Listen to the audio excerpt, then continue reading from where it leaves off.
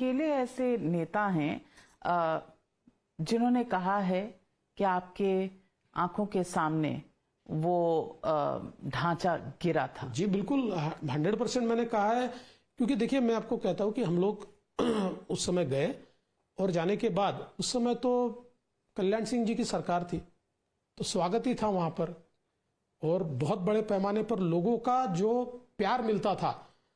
कहीं पर भी चले जाओ लोग खाना खिलाते थे, लोग कपड़े देते थे, मानो मेहमान आए हैं, इस प्रकार से लोग वहां पर अयोध्या में स्वागत करते थे। और वहां हमारा कैंप भी लगा हुआ था और वहां अयोध्या में कालाराम मंदिर है, तो हम लोग जाकर कालाराम मंदिर में रुके।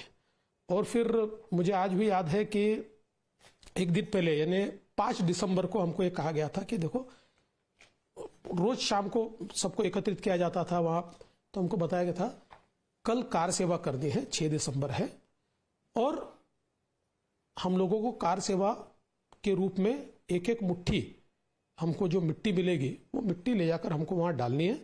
एक प्रतीकात्मक कार सेवा होगी, बाकी जो करना है वो मतलब जो भी होगा, लेकिन हमको उस समय तक इतना ही पता था कि प्रतीकात्मक कार सेवा हमको करनी है। एक एक मुट्ठी मिट्टी ले जाकर वहां, और शिलान्यास तो पहले हो चुका था, तो और वो जो ईंटें वगैरह जो थी रामशिलाएं थी उसका हस्तांतरण भी हो चुका था, तो जो काम हो सकता है वो काम करेंगे। हम छोटे भी थे तो इतना तो कुछ पूछा भी नहीं था क्या होने वाला है। दूसरे दिन हम लोग सुबह वहां पर गए और सारे लोग, और भाषण भी शुरू हुए। वहां पर हमारे सारे नेता थे, विश्व हिंदू परिषद के थे, बीजेपी के थे, अडवाणी जी थे, मुरली मनोहर जोशी जी थे, उमा भारती जी थी, साध्वी ऋतंबरा जी थी, धर्मेंद्र महाराज, कई लोग वहां पर थे और ये सारे भाषण शुरू हुए। भाषणों में हालांकि नेताओं ने कहा था कि संयम के साथ अपने को कार सेवा करनी है, लेकिन देखिए कोई सुनने को तैयार नहीं था। और अचानक मुझे आज भी याद है कार सेवकों ने ढांचे की ओर दौड़ना शुरू कर दिया। ऐसा ढांचा है, थोड़ा ऊपर है, फिर एक कंपाउंड लगा हुआ है तार का, और नीचे में थोड़ी और जगह, और फिर सारे लोग वहां पर ये सभा जैसा ये सब चल रहा है। लोग चले गए दौड़ते हुए, तार तोड़ के सारे लोग, और ढांचे पे चढ़ गए और ढांचे को तोड़ना लोगों ने शुरू कर दिया। और कोई सुनने वाला था नहीं। अपील भी की गई कि शांति के साथ रहिए, हादसे भी हो सकते, कोई सुनने को तैयार नहीं था।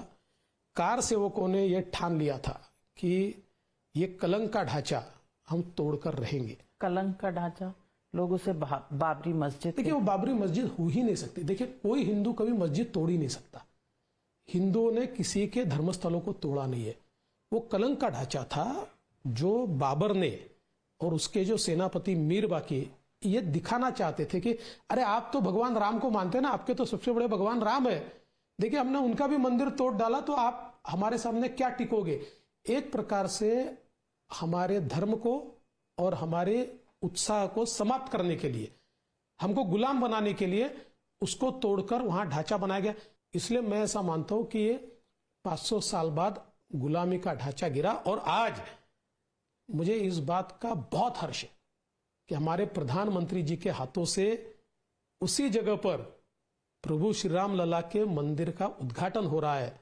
मैं ऐसा मानता हूं भारत की अस्मिता को वापस लौटाया जा रहा है। फडणवीस जी, ये